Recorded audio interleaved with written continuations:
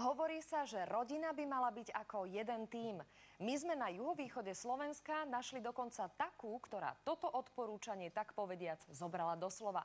Rodinný tím sa časom pre ich lásku k motorom a nevídaný talent syna Denisa zmenil na motoristický.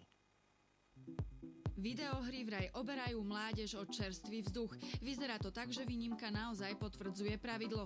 Teda aspoň v prípade Denisa, ktorý sa aj pre ne ocitol na pretekárskej trati.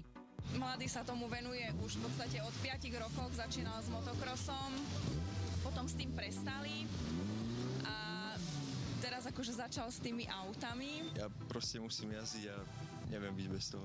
Akurát mama sa troška bojí o mňa, no ale tak ja to chápem. Je tam aj strach, samozrejme, ale keď vidím, že jeho to vlastne baví, tak je tam hlavne tá hrdosť a podpora.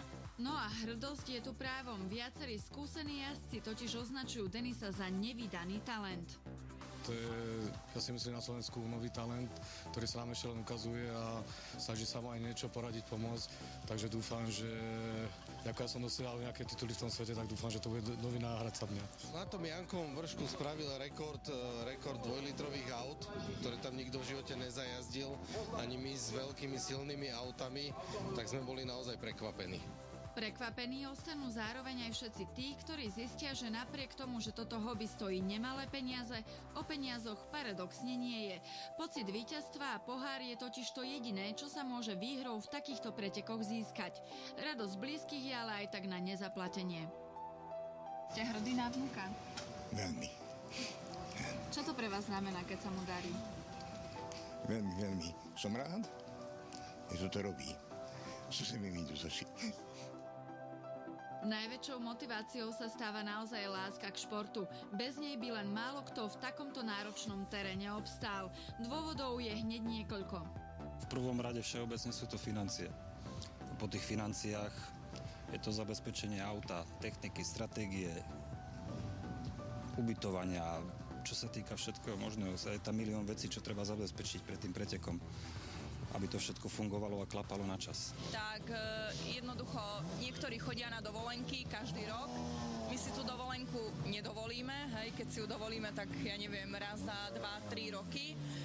A proste všetky peniaze sa vrážajú vlastne do tohto. Musíme sa vlastne my doma uskromniť, aby vlastne dieťa vedelo ísť na pretek. Mladý talent sa už tento rok postavil na štart 11. krát a opäť vo svojej triede vyhral. Najnovšie sa však chystá do policajných radov a tak to vyzerá, že vodiči budú musieť šlapnúť na brzdu.